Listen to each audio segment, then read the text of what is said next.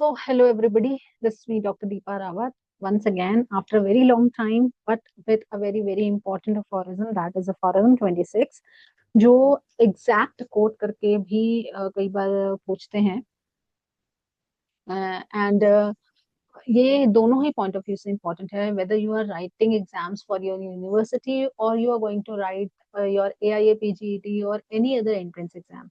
So this aphorism is very, very important. Why? Because first time here Dr. Henneman talked about the exact law of homeopathy, the principle of homeopathy on which our system is based. इससे पहले doctor Hahnemann ने पिछले aphorisms में भी बात करी है कि why diseases are, they do not affect everybody, they affect conditionally, but the medicines affect unconditionally. They are going to cure the disease in any situation, they are going to affect the healthy human being in any situation for that matter. So यहाँ पर doctor Hahnemann ये बता रहे हैं first time कि yes, what is the principle of homeopathy on which our system is based, on which we are giving treatment or medicines, जिसको use करके हम डिसीजेस को क्योर करते हैं. So let's read the aphorism first, जैसा हम हमेशा करते हैं, फिर वील सी कि कैसे इसको वील टेक फॉरवर्ड, है ना. It is a very small aphorism, तो बाय हार्ट आपको करना पड़ेगा. जैसे आपने अपॉरिज्म 1, 2 इनको और फोर्थ अपॉरिज्म को बाय हार्ट किया है, वैसे ही 26 अपॉरिज्म को बाय हार्ट करना इंपॉर्टेंट है, क्योंकि जब वाइवा होता है तभी कोट करवा दिया जाता है. दे एक्सपेक्ट ऑब्वियसली कि आपको 26 अपॉरिज्म तो बाय हार्ट होना ही चाहिए. एंड ऐसा होगा कि आपको प्रिंसिपल ही नहीं पता होम्योपैथी का एग्जैक्टली क्या लिखा है डॉक्टर हैनमन ने, तो ये भी थोड़ा सा क्या बोलते हैं, थोड़ा एम्बैरेसमेंट वाला सिचुएशन हो जाता है. सो उसको छोड़ते हैं, आगे चलते हैं. So this depends on the following homeopathic law of nature. अब ये दिस की बात कहाँ से आ रही है? दिस इज रिलेटेड टू अपॉरिज्म 25, जहां पर डॉक्टर हैनमन कह रहे हैं कि when you give a medicine to a healthy human being or a diseased human being, that medicine has to affect the individual.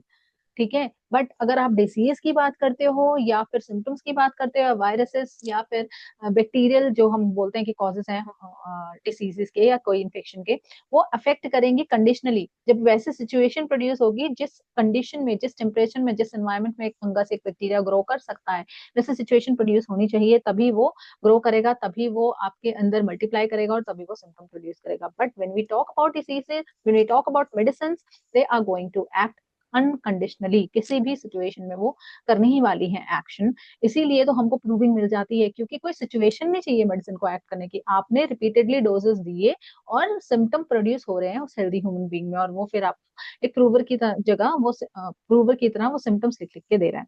तभी तो अगर कंडीशनली डिसीज आपकी मेडिसिन भी कंडीशनली एक्ट करती, तो आपकी प्रूविंग कभी हो ही नहीं पाती. या फिर जब एलोपैथिक में ड्रग्स को टेस्ट किया जाता है, वो टेस्टिंग कभी हो ही नहीं पाती. या जो उनकी एफिकेसी को टेस्ट किया जाता है, या क्या क्या रिजल्ट्स या मेडिसिन प्रोड्यूस की जाती है, ऐसा कभी हो ही नहीं पाता अगर हमारी मेडिसिन भी कंडीशनली एक्ट करती होती तो. सो दिस मतलब वो सिचुएशन, इससे पहले 25 में जो भी बात की है उसको बोला है इन्होंने.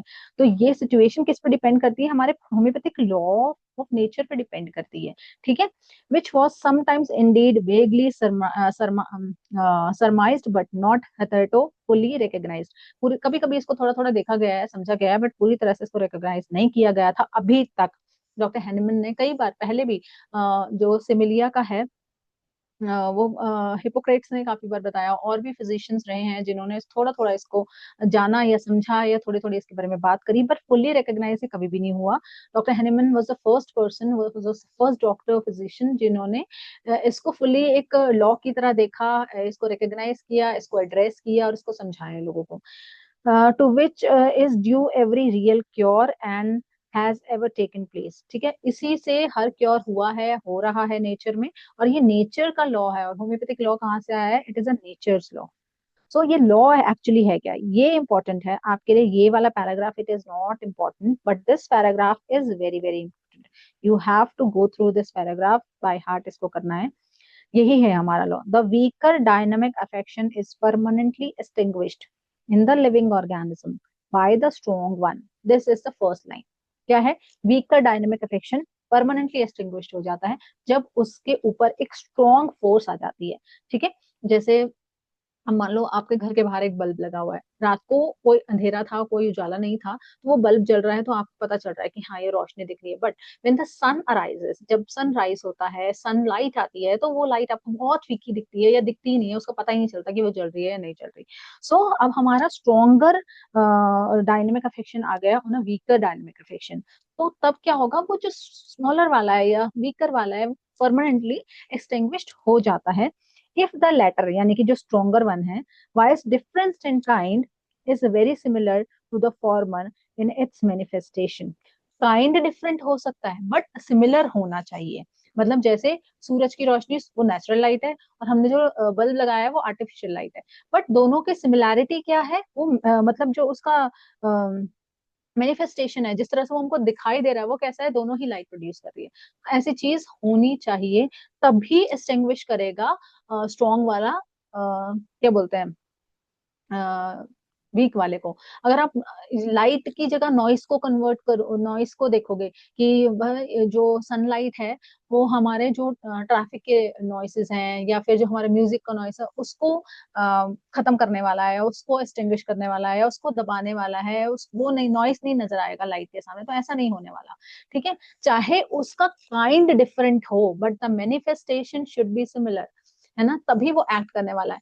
फॉर एग्जाम्पल अगर जैसे एक छोट बहुत हल्का सा म्यूजिक बज रहा है, लाइट सा म्यूजिक बज रहा है, आपको कई, हाँ ये टेनिटस के केस में बहुत ज्यादा वो होता है, जैसे टेनिटस का है और पेशेंट को क्या ना गुन गुन गुन रमिंग रमिंग रमिंग रमिंग कुछ साउंड हमिंग सा चलता रहता है, बट वो किसी लाउड म्यूजिक में जा रहा है, किसी पार्टी में जा रहा है या किसी कॉन्सर्ट में अटेंड करने जा रहा है, तो थोड़ी उसको वो सुनाई देने वाला है। ठीक है, अब वो उसका ईयर से आ रहा है, जो अंदर से साउंड प्रोड्यूस हो रहा है उसके इंटरनल से।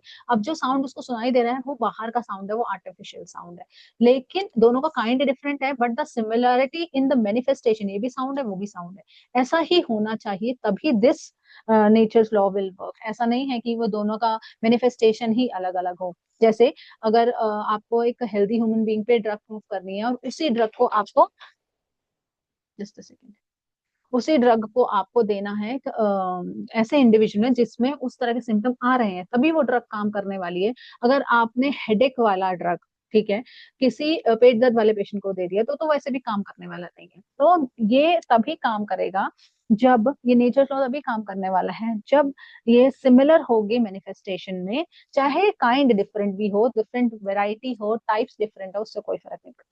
So this is the homeopathic law of nature. ठीक है, इसी प्रिंसिपल पे, इसी लॉ पे हमारा पूरा सिस्टम टिका हुआ है, पूरा सिस्टम हमारा काम करता है, इसी पर हमारी मेडिसिन दी जाती हैं, प्रूविंग्स होती हैं, प्रूविंग से बाद एक ड्रग पिक्चर बनाई जाती है, वो ड्रग पिक्चर को मैच किया जाता है पेशेंट के पिक्चर से और फिर मेडिसिन को दिया जाता है। So this is it for today. इसकी थोड़ी सी एक्सप्लेनेशन भी मैंने यहाँ पे दी गई है, थीम भी बताया है, फुटनोट भी है। Footnote is not that important, क्योंकि फुटनोट में इसमें ना थोड़े से वही दिए हुए हैं, एग्जाम्पल्स दिए हुए हैं, ठीक है, कि कैसे कैसे हमको ये यूज करना है, एंड ये कैसे क्योर करने वाला है, physical affections and moral affections दोनों को कैसे क्योर करने वाला है। Now the brilliant Jupiter vanishes from the gaze of the beholder, कैसे हटने वाला है, by a stronger very similar power acting on the optic nerve, the brightness of approaching day। ठीक है, अब रात को हमको जुपिटर दिख रहा है लेकिन सुबह हमको नहीं दिखेगा, क्यों क्यों नहीं दिखेगा, क्योंकि सुबह हमारे पास जो सन है उसकी रेज और ज्यादा ब्राइट है, इसलिए हमको नहीं दिखने वाला। तो ये बहुत सारे एग्जाम्पल इसमें दिए हुए हैं, you can just go through this foot note, it is not very very important, but पूछ लेते हैं कभी कभी कि क्या एग्जाम्पल्स हैं, और अगर इन एग्जाम्पल्स को आप जैसे क्वेश्चन आया ना तो उसमें एग्जाम्पल्स को यूज भी कर सकते हो, दो तीन एग्जाम्पल्स अगर लिख दोगे you will get a very good marks. So other than this, कोई भी क्वेरी, कोई भी क्वेश्चंस रहेंगे, you can put your queries questions in the chat box, as well as you can mail, यहाँ पर हमारा मेल एड्रेस भी दिया हुआ है, हम टेलीग्राम चैनल का भी लिंक, क्या बोलते हैं, लिंक मेरे इसमें डिस्क्रिप्शन में ही मिल जाएगा, यहाँ से आप सर्च भी कर सकते हो, तो कहीं पे भी आप कोई भी क्वेश्चन पूछ सकते हो, नोट्स आपको अवेलेबल हो जाते हैं। So this is it for today. Thank you so much for patient listening, and I hope you are watching this video and sharing with your friends too.